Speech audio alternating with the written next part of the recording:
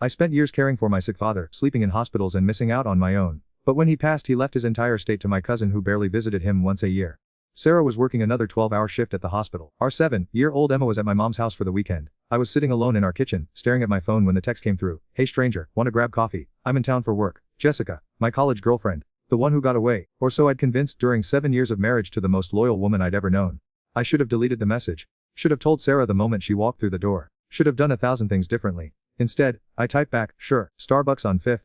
The lies started immediately. I told Sarah I was meeting an old college buddy about a job opportunity. She smiled, exhausted from another brutal shift, and said she was proud of me for networking. She even offered to pick dinner so I wouldn't have to cook when I got back. That's who Sarah was, always thinking of others, always supporting me even when she was running on fumes. Jessica looked exactly like I remembered. Better actually, designer clothes, perfect hair, that confident smile that used to make my knees weak in college. She hugged me a little too long, and I didn't pull away fast enough. Look good, married suits, she said, but her eyes said something else entirely. We talked about old times, laughed about things we did in college. She touched my arm when she laughed. I found leaning in closer. I always wondered what would have happened if we hadn't broken. She said, her fingers tracing the rim of her coffee cup. My wedding ring felt heavy on my finger. I should have shown her pictures of Emma. Should have talked about how happy I was with Sarah. Should have this short and gone home to my family. Instead I said me too. The coffee turned into dinner. Dinner turned into drinks. With each passing hour I felt slipping further away from the man Sarah had married. The man Emma called daddy with such pure trust in her voice. Jessica was staying at the Marriott downtown. When she asked if I wanted to see her room, I knew exactly what she meant.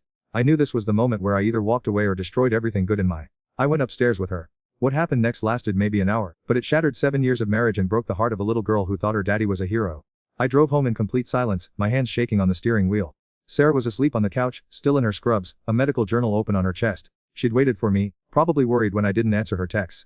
I stood there looking at her, this beautiful woman who'd chosen to spend her with me, who'd given me the most perfect daughter in the world, who trusted me completely, and I'd just thrown it all away for someone who'd made it clear this was just a one-time thing. Jessica was flying back to California in the morning, back to her fiancé she'd conveniently forgotten to mention until afterward. I was nothing to her. A nostalgic mistake. What if, she could now check off her list, but I was everything to Sarah and Emma. Or had been, until tonight. I tucked a blanket around Sarah and went upstairs to shower, scrubbing my skin until it was raw, trying to wash away what I'd done. But some stains don't come out, no matter how hard scrub. The next morning Emma came running through the door, pigtails bouncing, arms outstretched for her usual weekend hug. Daddy, I miss so much. I held her tight, breathing in the scent of her strawberry shampoo, and realized I'd just betrayed the two people who loved me most in this world. For what? A few hours with someone who'd already forgotten my name. Sarah made pancakes that morning, the way she did every Sunday. Emma chatted about her sleepover with Grandma. Sarah asked about my job interview, and I lied again, adding another layer to the foundation of deception I was building. But lies have a way of eating alive from the inside out, and this was just the beginning. 3 weeks later, Sarah found the hotel receipt. I thought I'd been careful. I thought I'd covered my tracks. But when her living a double, eventually something slips through the cracks. She was doing laundry, going through my jacket pockets like she always did. Such a simple domestic moment. The kind of thing married couples do without thinking. The receipt fluttered to the floor like a sentence. Marriott downtown, room service, 47 by 82. I wasn't even home when she found it. I was at work, sitting in a meeting about quarterly projections, acting like my wasn't about to implode. My phone buzzed with a text that made my freezy. We need to talk.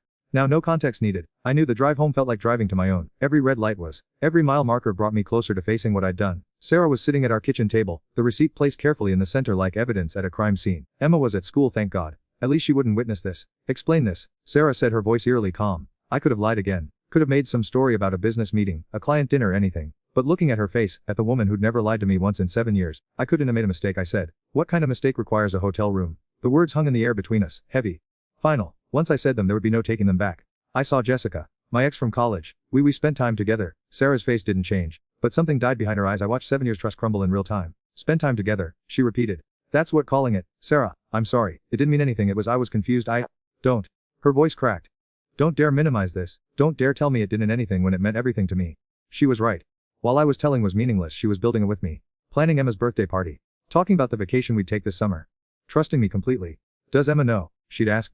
No, Sarah, please, we can work through this. It was one night, one horrible mistake. I love our family. Sarah laughed, but there was no humor in it. Just pure devastating pain. Love our family. Love our family so much, risk destroying it for someone who doesn't even live in the same state. She stood from the table, the receipt still lying there like an accusation. I need to leave, she said. Tonight. I can't look at right now. Sarah, please. Let's talk about this. Let's figure this out together. Together. Her voice rose. We're not together anymore. Made that choice when got in car and drove to that hotel. Made that choice when decided what wanted was more important than what we had. I tried to reach for her, but she stepped back like I was contagious. Emma comes home from school in 2 hours, she said. I need to figure out how to tell our 7-year-old daughter that her daddy chose someone else over her family. Those words hit me like a physical. Emma. Sweet, trusting Emma who still believed her parents were perfect, who thought love was simple and daddies always came home. What are gonna tell her? The truth. Age appropriate but the truth. That sometimes people make choices that the people they love. That sometimes mommies and can't live together anymore because of those choices. I packed a bag while Sarah sat in the living room staring at nothing. The house felt different already, broken. Like the warmth had been out of it. When Emma came home from school, I was loading my suitcase in the car. She ran to me, confused. Daddy, are going on a trip. Sarah appeared behind her face composed but her eyes red. Daddy's gonna stay somewhere else for a while, baby. She said, her voice steady for Emma's sake. Why? Emma asked, looking between us with growing alarm. Sarah knelt down to Emma's level. Remember how we talked about how sometimes grown-ups make mistakes? Big mistakes that people. Emma nodded slowly. Daddy made a mistake that mommy's feelings very badly. So we need some time apart to figure things out. He'll fix it, right? Emma asked, her voice small. Like when I break something and help me glue it back together. The hope in her voice destroyed me. Some things can't be fixed, sweetheart, Sarah said gently. Emma started crying then, and I wanted to comfort her, but I was the reason for her tears. I was the one who'd broken her safe, perfect world. I love Em, I said, kneeling down beside her. This isn't fault, this is all because of Daddy's mistake. She her arms around my neck sobbing. Don't go, Daddy. Please don't go. I looked over ahead at Sarah, silently begging for a reprieve, for another chance. Sarah's expression was stone.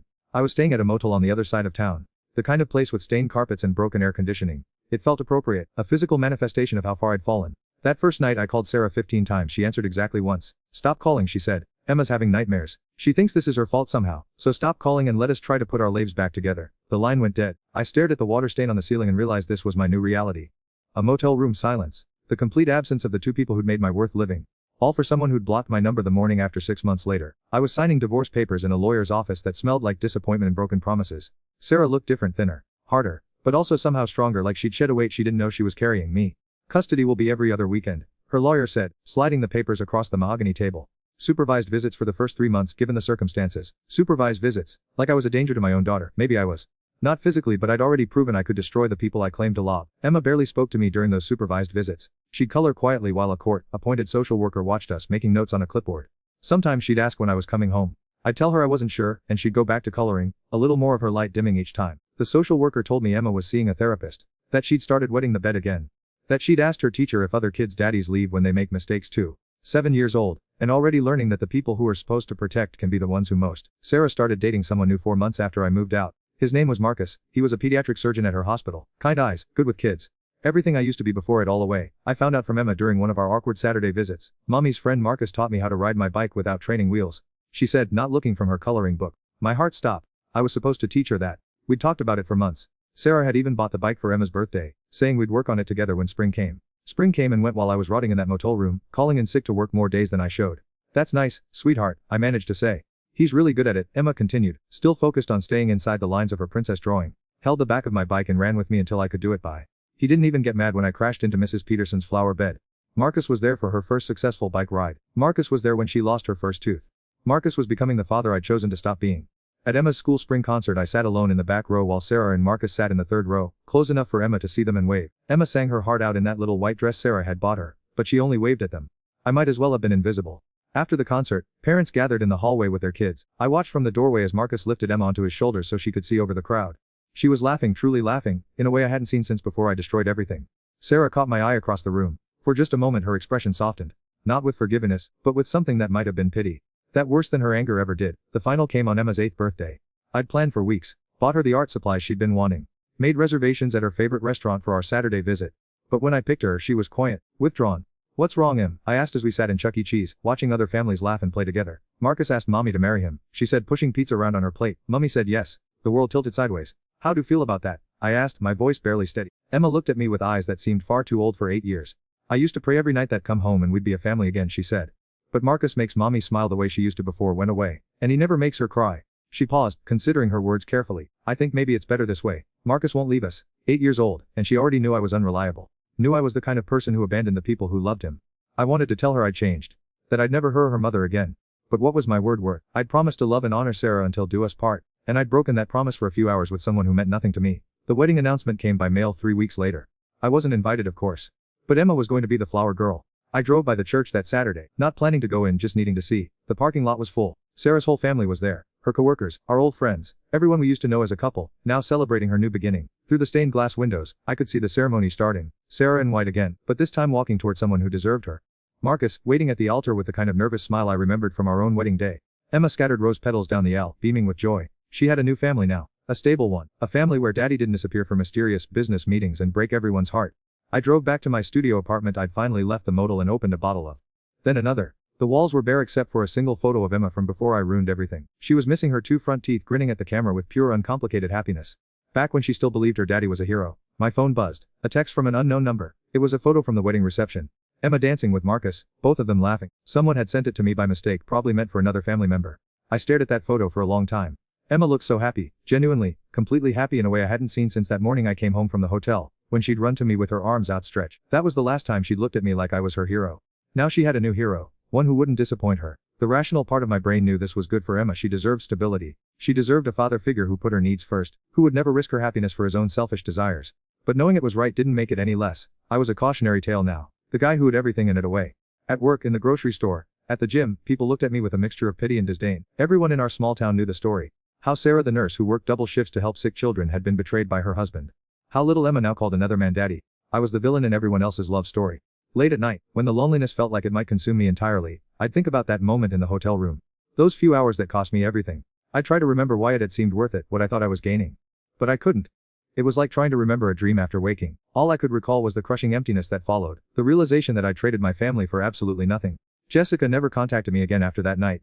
I heard through mutual friends that she married her fiancé 6 months later, posted photos of their honeymoon in Italy on social media. She looked radiant happy. She'd moved on with her reel while I was left holding the pieces of mine. Last month, Emma turned 9. Sarah sent me a photo from the party. Emma blowing out candles on a homemade cake surrounded by friends, with Marcus's arm around her shoulders. She looked like she belonged there, in that warm stable home with people who put her first. I wasn't in the photo, of course. I wasn't part of their story anymore. I keep that picture on my refrigerator now, next to the old photo of Emma with the missing teeth, a before and after, a reminder of what I had and what I lost. People ask me sometimes if I regret it. If I could go back, would I make a different choice? But regret is too small a word for what this feels like. Regret is when order the wrong meal at a restaurant. This is watching daughter call another man daddy while sit alone in an empty apartment, wondering how became the kind of person who destroys everything he touches. The truth is, I didn't just cheat on Sarah that night. I cheated Emma out of the father she deserved, the family she'd built her whole world around. And for what? A few hours with someone who forgot my name before her plane even took off.